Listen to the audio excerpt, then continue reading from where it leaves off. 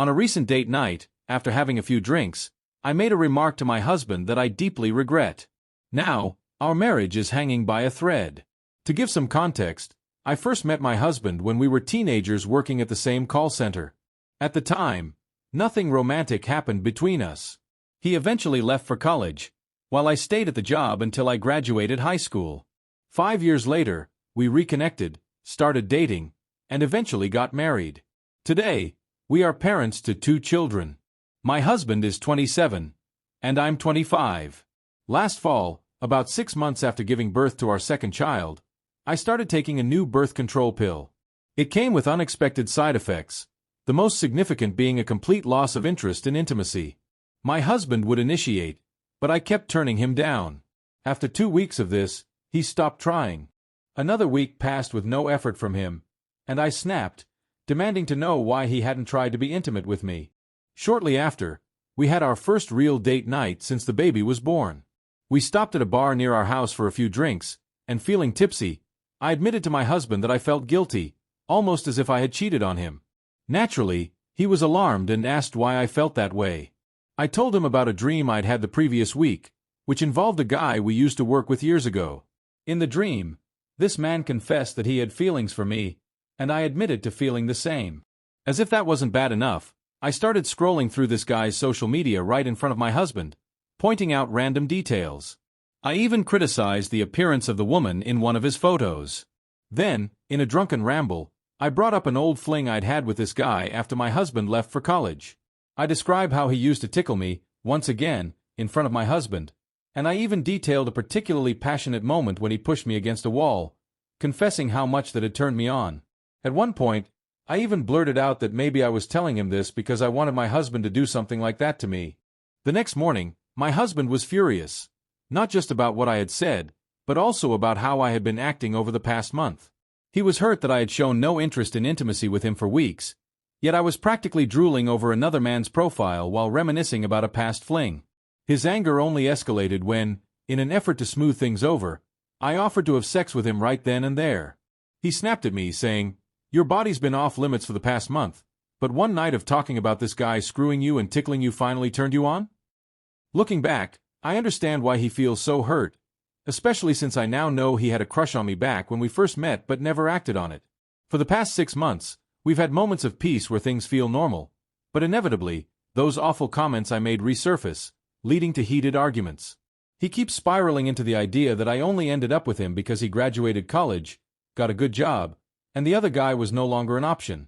He believes that, given the chance, I would cheat on him with my former coworker, and it's tearing us apart. When he later questioned why I even brought up that guy, I explained that back then, I felt confident in myself. I was at my lowest weight and happiest. Over the course of our relationship, I've gained about 75 pounds, and my husband now believes that I've stayed with him out of depression, while the other guy represents a time when I felt truly alive. Lately, my husband has changed in a way that both confuses and devastates me.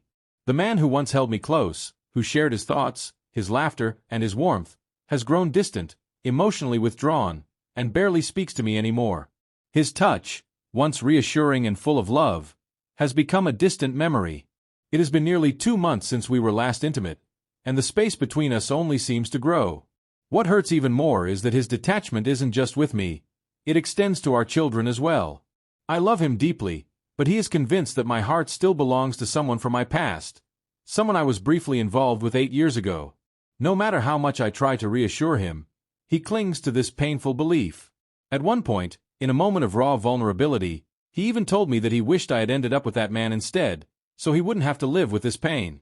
His words cut deep, exposing wounds in both of us that I don't know how to heal. I don't want a divorce, but I also can't continue living like this. I desperately want to rebuild what we had before it all started unraveling. But every conversation, every moment between us, seems tainted by his doubts and suspicions. Whenever he brings up the past, it's as if he's looking at our relationship through a distorted lens. He believes that the man from my past got the best version of me, the younger, carefree, passionate woman, while he has been left with a weight of responsibility. Marriage, children, bills, and a sex life that has lost its spark. The thought that I might have once been more enthusiastic, more alive, with someone else torments him. Pain manifests in cruel words. Words that make me question my own worth. Do you think that guy even thinks about you now? Especially now that you've gained weight? He asked one night, his voice laced with bitterness. He wouldn't even give you a second glance. His words struck a nerve. I'm already painfully aware of how my body has changed after 2 pregnancies. To hear it spoken aloud by the man I love made it all the more unbearable. He remembers every detail I ever shared about that man. How I once admitted to finding him attractive. How his authority as my boss at the time may have added to his allure. I have told my husband over and over that it was nothing more than a fleeting moment of nostalgia, a mistake in judgment, something I haven't thought about in years. But even the smallest actions, liking a social media post, an innocent interaction, explode into full-blown arguments. It became even worse when I admitted that I had a dream about the man. I thought honesty would help, but it only deepened the wound. Now, my husband constantly questions me. Do I still fantasize about him? Do I even find my husband attractive anymore? No matter how many times I tell him that my love, my desire, my commitment is only for him, he can't seem to believe me. I don't know how to bridge this gap between us. No matter what I do, no matter what I say, it never seems to be enough. I just want to find our way back, to the love, the trust, the connection we once had before all of this poisoned our marriage. My chest felt tight as I picked up my phone and typed a message. Real mature. Leaving without saying anything, Eric. My fingers hovered over the send button for a moment before I pressed it. The house buzzed with the usual morning chaos, our children getting ready for school, their voices filling the space where his should have been. Mom, can you tie my shoes? Logan, our 6-year-old, tugged at my sleeve, his voice small, hesitant. I turned too sharply, frustration spilling out before I could stop it.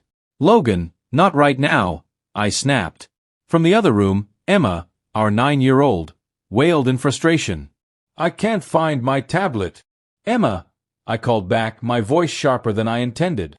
If you keep crying over that tablet, I swear I will take it away for good. Logan stood frozen, his wide, unblinking eyes fixed on me. Eyes that looked so much like Eric's. Something about the way he watched me made guilt creep into my chest. I exhaled slowly and knelt down to tie his shoes, trying to soften my tone, to make up for my outburst. Hours passed before Eric finally responded. I'll be back later. Don't wait up. I called him immediately, my fingers trembling as I held the phone to my ear. When he answered, his voice was cold, distant, so different from the man I once knew. Eric, what does that even mean? I asked, my voice edged with frustration and desperation. There was a pause, and then the line went dead. He had hung up. That evening, he returned much later than usual. He moved through the house with quiet precision, keys on the counter, jacket draped over a chair. He looked at me briefly, but there was no anger in his eyes. No exhaustion. Just emptiness. I crossed my arms, my own emotions simmering beneath the surface. Are you done sulking? The words came out harsher than I meant them to. For a moment, he said nothing. Then he let out a low, weary sigh, one so heavy it carried more than just fatigue. It carried something deeper, something I couldn't quite grasp. I'm tired, Claire, he said softly. Something about the way he said it made my chest tighten. This wasn't the kind of tired that sleep could fix. I stiffened, refusing to let my guard down. I expected a sarcastic remark, an argument, something to fight against. But instead, he just looked at me, long and searching, as if trying to find something in me that he had lost. And then, with quiet finality, he said, "That's the problem." His words landed like a gut punch. "What the hell does that mean?" I demanded, my voice cracking with desperation. He didn't answer. Instead, he walked past me, into our bedroom, and opened the closet. I watched, frozen, as he reached up and pulled down the old black duffel bag. And just like that, the weight of everything we had been holding in threatened to crush me.